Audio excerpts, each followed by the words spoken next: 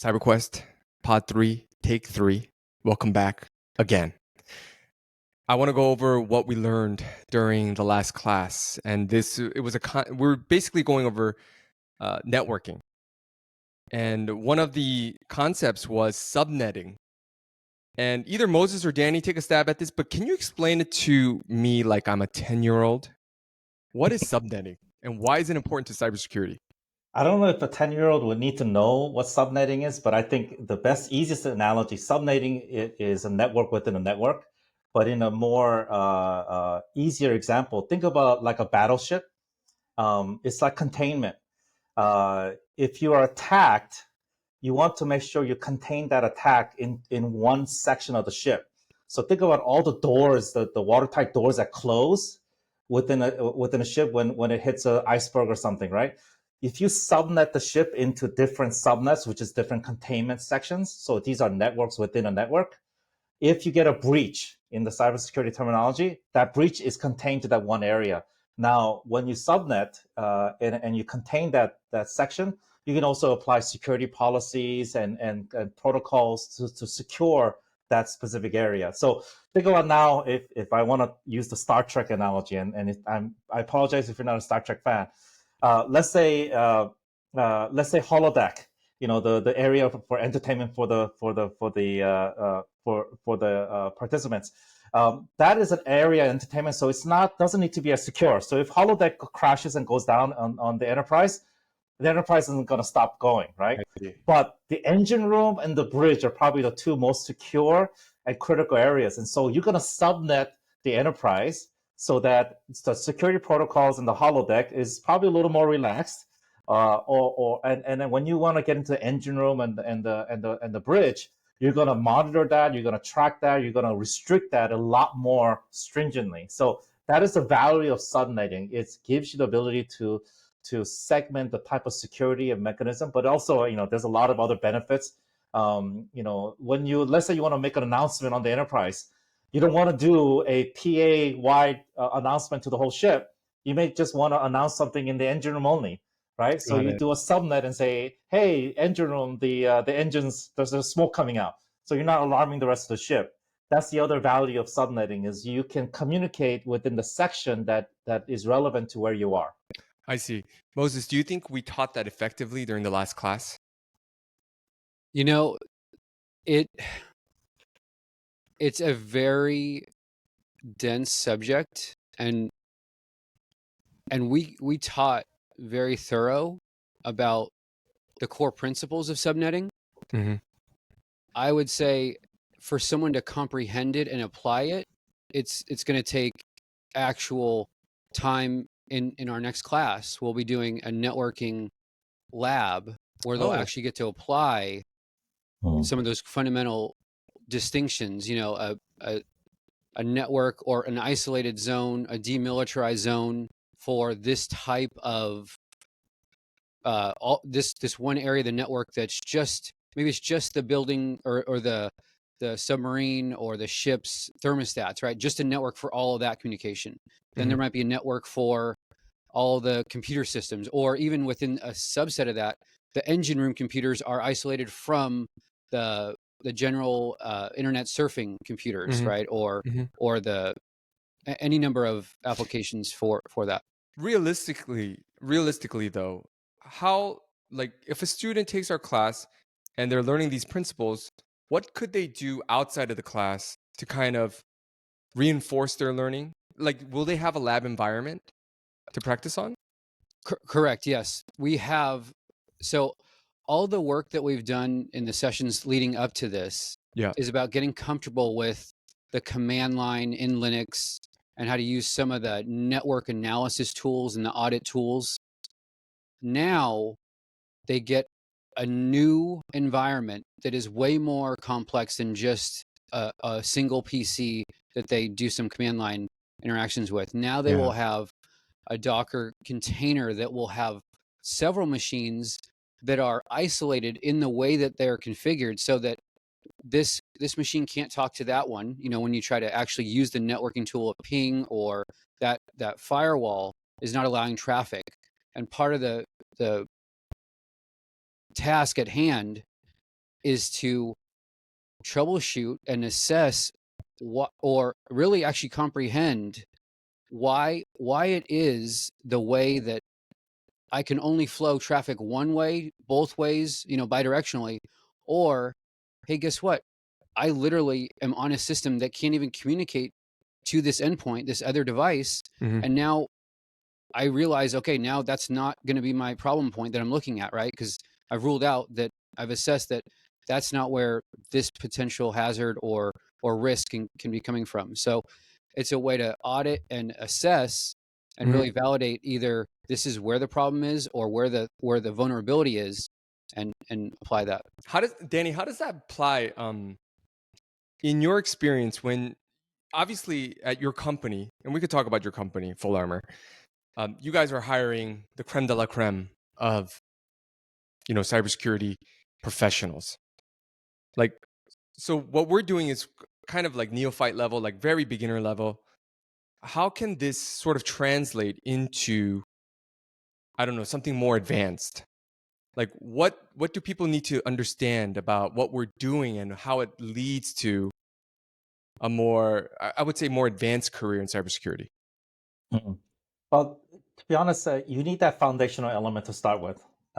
Network infrastructures, Linux command lines, all of that is critical to understanding the more advanced topics of what people use, and the mechanism people use to actually break through systems. I couldn't even explain. It's like trying to teach someone how to drive a car who's never seen a car. So they can't even describe wheels and an axle and a steering wheel and the gasoline engine, right? So there's some basic elements that needs to be in place. You don't need to be a mechanic to drive a car, but you need to know the basic concepts. That there's an axle, there's tires, there's a wheel. If you turn the wheel, it's gonna go right, left. There's gears. So those basic concepts are important. And then I could start teaching you, hey, this is how people are breaking into cars and hijacking cars, and this is how you stop it, right? So it's really critical, and the sooner you understand that, and what's nice about the class is we're gonna help you understand the basic infrastructure, and then we're gonna start allowing you to and teaching you to learn through hacking each other's cars. So at the end of the class, you're gonna hack each other's robots. I think that's one of the most unique way of teaching, because most cybersecurity expertise and knowledge is learned through hands-on experience. Got it. And so the goal is to get you to that hands-on experience of hacking each other's. And kids love competition, and competition brings out, in a good way, the best way of learning and retaining that learning. Hey, I did this and this and this, and I did it so fast and so thoroughly that I was able to hack into XYZ's robot, and vice versa. Perfect. So there was one part of the class I sort of interjected during the class, and I'm sorry, Moses, apologies for posing this question. We were learning about networking and VPNs, and I kind of said, hey, I kind of asked, hey, how safe is it to like use public Wi-Fi at Starbucks without using a VPN? Moses, I'm going to ask you, like, how safe is it? And then Danny, what I would like from you is, what are some of the measures that we can take to ensure that we are not susceptible to any sort of like breach of our data or attacks on an individual level? So I will speak to what the question was. How safe are we? As a consumer, you have to do your due diligence about, at school here, it's called digital citizenship and kind of digital literacy. Within all of that, you have the onus and the responsibility as a consumer, and the websites you use, online banking and all those things, that the network you're accessing those services from, it's imperative that you've done your part, and a big part of that is the cyber hygiene, right? Have you updated your device? Are you using all the latest updates of these apps? Because fundamentally, security starts, at least from this context, as a consumer, with your best foot forward within your control, right? So if I'm going to use a cloud service, I'm going to make sure the vendor that that I'm engaging with and all that, and their websites and all the apps that I have are up to date. Then I would get into, okay, do I want to use a VPN service because I want an extra layer of security, right? Sure. So we talked about it in class. The free VPN services out there that you might see as a consumer are generally, I would put those in a basket of, you know, if you're hesitant to buy something because you don't know a company, right? That's kind of a big commitment too, right? You're gonna buy a product. Mm-hmm. I would steer away from the free trials because a lot of the times, I think we all become more aware. The freemium type services is usually your data is the product at some point, right? So Yeah. you're signing up for this free service and you're kind of giving whoever might be trying to say, oh, we're providing you security services, and then they're trying to market you in other ways, right? So I would steer away from the freeware on the VPN service, and then I wouldn't get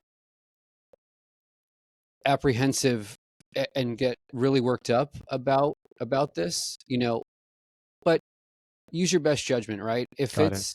If it's a small mom and pop coffee shop, you might want to, you know, turn on that VPN and keep it on the entire time. And if you're on a device that you didn't pay for, that VPN service, maybe it's not cross-platform, maybe you just do that transaction at home. But again, we all live fast-paced lives, and it's easier said than done. So we're all an attack endpoint, and so we're all susceptible to this. So it's your best judgment. And you know what? The biggest corporations around the world have, as we saw with MGM and all this, they can be just as much as we can be victimized from cybercrime. The big corporations can. So you're not immune, but you can do your due diligence. And my part, yeah. Danny? How can you protect yourself? As Moses said, the first thing you have to assume when you're on a public network is that everything you're typing can be heard and intercepted by everybody. So one of the things that people make a bad assumption is, oh, I'm on a connected Wi-Fi. It's on my just on my computer. In a public Wi-Fi, just assume like you are talking with everybody in the room. So when you're typing your password, it's like exposing it to everybody.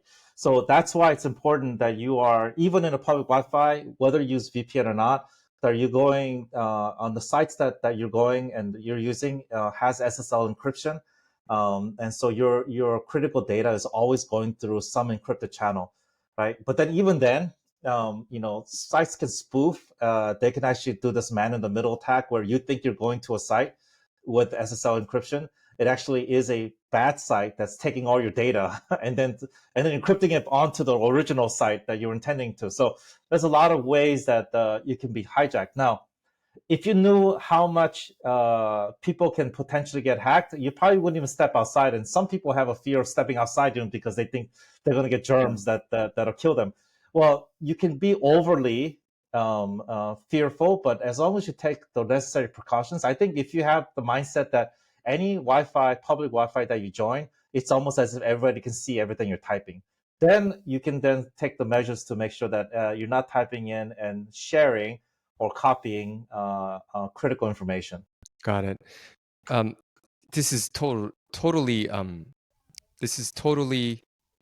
off the cuff. Do you guys have a preference for a VPN service that you would recommend to our viewers and listeners?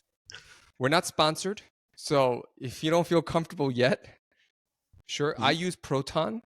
I just was kind of wondering what you guys used. I've tried a few. I haven't become married to one. The big ones, Express, and all these. They're inevitably you hear about it though. Like all these startups, somehow they get breached, and even LastPass, one of the products I used to use, had a major breach. That was where I stored my passwords. To maintain things. So then you got to, that becomes the day you didn't plan, oh, now I got to make that my priority to migrate off that platform. So I haven't found one that I really can stand by. How about you, Danny? I actually use Proton as well. it's the easiest kind of affordable one that's reputable. But something is better than nothing is my sense. As long as it's from a reputable company that has a good amount of users. Other than that, it's really based on performance and preference. Thanks. 2 out of 3 is pretty good, actually. Now, moving on to our next kind of topic, the last topic for today. Danny, I just sent you this like right before the pod, so I don't expect like some really detailed, well-supported answer. I just want your thoughts on this because you are a CTO of a cybersecurity company. It's from the Wall Street Journal, which I'm very surprised that they have a cybersecurity section. I didn't know this. And the title was "Boards Still Lack Cybersecurity Expertise. Just 12% of S&P 500 companies have board directors with relevant cyber credentials," new study says. Are you surprised that it's only 12%?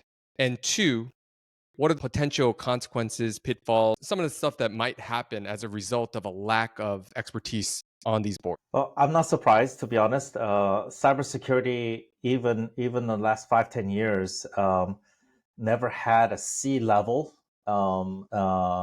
position. The CSO position, the Chief Security Officer position, is now become more the norm. But I remember even 10 years ago, they're like, "What's a CISO?" It was not as common, and it was just part of the CIO domain. The CIO has the security department or security functionality. It's now separate, but only because there's so much FUD and data coming in around security and cybersecurity that you almost need that level of attention. At the board level, they need to be it needs to be better represented because, to be honest, a board is looking at contingencies that may affect the company, for calamities or strategy and direction. Cybersecurity could potentially breach in cybersecurity, shut down the whole company, or ruin its reputation, right? I can't imagine what the board at MGM meeting was like when they finally found out that this came about, because this probably affected not only their goodwill and impression, but valuation, and it might even be permanently damaged to some degree, right? And so that's a major hit on a company. So I think the board needs to be a lot more representative of this type of threat. I would assume that if there was a terrorist attack happening at companies once a day, that you would have a terrorist threat expert on the board, right? In most major companies, like the largest retailers, if they're not being attacked once a day, they're being attacked 5 million times a day. So you kind of have to start thinking, I think this may be an important topic that's only going to get worse over time. Something that you can't outsource, or is that what you're saying? I think you can outsource, but you need someone that specifically understands the nature of what your business is to know what expertise to bring in. Not everything has to be in-house, but security is so sensitive. Like, it's hard for me to, if I have a safe in my house, to have somebody outside my family guarding that safe, because it's still very personal to me, right? Sure. So again, there's a lot of outside company that does security services, but you do need inside strategy and knowledge that understand how to direct those type of services and secure your environment. Great. Hey, thanks a lot for today. See you guys. Oh wait, next week, I believe Moses has his PTO. He'll be enjoying some vacation time, so I'm not sure if he'll be able to join the pod next week, but we'll be sure to include him somehow. Maybe a recorded message. All right, guys. See you next week. Sounds Bye. good.